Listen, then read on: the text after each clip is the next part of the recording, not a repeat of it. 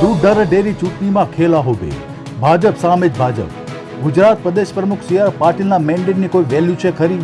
કેમ ઘનશ્યામ પટેલે મેન્ડેટની 3 સીટમાંથી એક જ સીટ બિનહરીફ કરાવી? ભરૂચ દૂધધારા ડેરીની ચૂંટણીમાં હવે ઘમાસાણ. ભરૂચની દૂધધારા ડેરી ચૂંટણીને લઈને ભાજપમાં આંતરિક ઘમાસાણ ચરમસીમાએ પહોંચ્યું છે.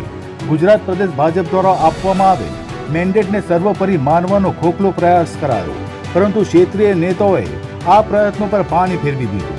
મેન્ડેટ વિરુદ્ધ ભાજપના આગેવાનો સામસામે મેદાને આવી ગયા છે. ધારાસભ્ય અરુણસિંહ રાણાની પેનલમાંથી સી આર પાટીલના મેન્ડેટ વિરુદ્ધ એક નહીં પણ 12 ઉમેદવારો ચૂંટણીમાં ઉતાર્યા છે.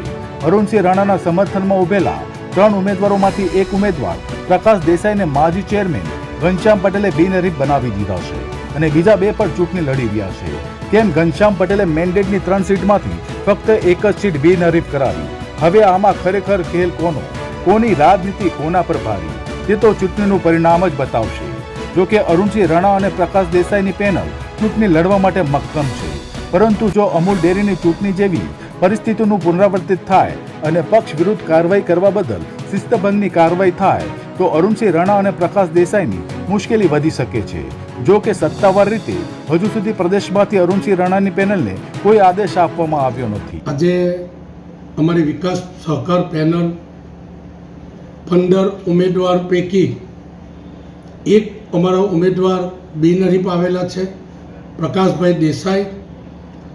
અમારા સહકાર વિકાસ પેનલને આજે ખૂબ આનંદ અને લાગણી અનુભવીએ છીએ અને અમે લોકો અમારા વિકાસ પેનલ પ્રજાની અંદર અમે વહીવટની કુશળતા અને અમે અમારું ધ્યેય પ્રમાણે અમે આ ભરૂચ જિલ્લાના પશુપાલકોને સારો ભાવ મળે એવું કામ અમે કરવાના છે.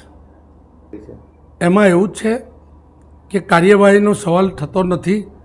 બીજા 2 પણ ઉમેદવાર એમને મેન્ડેટ હતો છતાં પણ ઊભા રાખ્યા છે.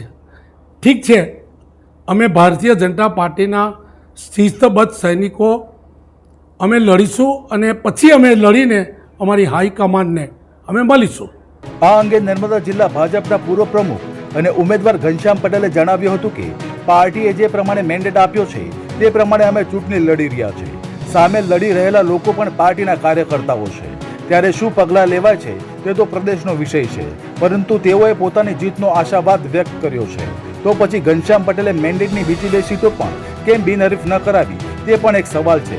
દયા કુછ તો ગડબડ હૈ, મામલા કરોડો કી मलाई का है. દૂધધારા ડેરી ભરૂચની આ ચૂંટણીમાં ભારતીય જનતા પાર્ટીએ જે મેન્ડેટ આપ્યા હતા તે પૈકી પ્રકાશભાઈ દેસાઈ ઉમરલા ઝોનમાંથી અમે એમને બિનહરીફ કરાવી દીધા છે.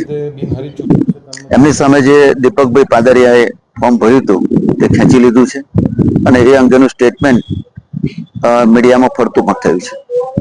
આ ઉપરાંત બાકીના જે પાર્ટીના મેન્ડેટવાળા ઉમેદવારો છે એટલા જ અમે રાખ્યા છે. એની સામેના જે બાકીના ડમીમાં ફોર્મ ભરાયા હતા, અન્ય રીતે ફોર્મ ભર્યા હતા, એ તમામ ફોર્મ અમે અમારી પેનલમાંથી ખેંચાવી લીધા છે. અમે ભારતીય જનતા પાર્ટીએ જે મેન્ડેટ આપ્યો છે એ પાર્ટીના મેન્ડેટનું અક્ષરશઃ પાલન પણ કર્યું છે. બાકીના લોકોએ સામે જે પેનલ બનાવી છે એ એક અલગ અલગ નામે બનાવી છે. પાર્ટીના જ કાર્યકર્તાઓ છે. હવે આગળની કાર્યવાહી પાર્ટી શું કરે છે એ પ્રદેશનો વિષય છે. ચૂંટણી પ્રક્રિયાની અંતિમ વિગત મુજબ કુલ 21 ઉમેદવારી પત્ર પરત ખેંચાયા છે અને 1 બેઠક બિનહરીફ થઈ છે. હવે 14 બેઠકો માટે 19 સપ્ટેમ્બરે મતદાન યોજાવાનું છે. ભાજપની અંદરખાનાની લડાઈની અપક્ષ ઉમેદવાર એવા મહેશ વસાવા મજા લઈ રહ્યા છે અને તેઓએ પોતાની જીતના દાવા સાથે ભાજપ પર પ્રહાર કર્યા. અમે જીતીશું એ એટલી ચોક્કસ અમને ખાતરી છે અને મતદારોને મારે આપણા તરફથી, આપણા માધ્યમથી મારે અપીલ છે કે ખોટી રીતે પૈસામાં ખરીદાતા નહીં.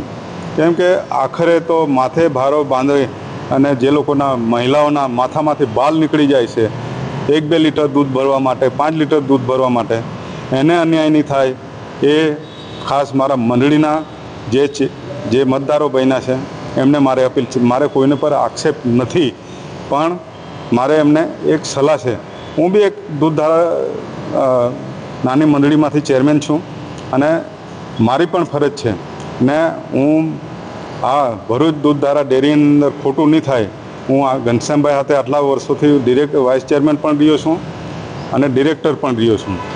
તો ખોટું નહીં થાય મતદારો અને દૂધ ગ્રાહકો ને અમારી જે પેનલ છે અપક્ષ ભલે ગણતા હોય, આમાં કોઈ પાર્ટી આવતી નથી, એટલે અમે અમારી પોતાની પેનલ બનાવી છે, દૂધ ઉત્પાદક સહકારી પેનલ, એના મારફતે અમે લડીએ છીએ અને આવનારા સમયમાં 19 તારીખે એનું વોટિંગ થવાનું છે, 20 તારીખે એનું રિઝલ્ટ બહાર આવી જશે અને એમાં અમે જીતીશું એટલે અમને ખાતરી છે ને બાકીનો ખળબળાટ ભાજપ જાણે. કરોડો રૂપિયાનો વહીવટ ધરાવતી મલાઈદાર દૂધધારા ડેરીની ચૂંટણીમાં ગુજરાત પ્રદેશ ભાજપના મેન્ડેટની એસી તેસી કરી મહારથીઓ સામસામે આવી ચૂક્યા છે. ત્યારે હવે જોવું રહ્યું કે આવનાર સમયમાં પ્રદેશના આદેશની ધજ્જિયા ઉડાવનાર કદાવર નેતાઓ વિરુદ્ધ શું પગલાં ભરાશે.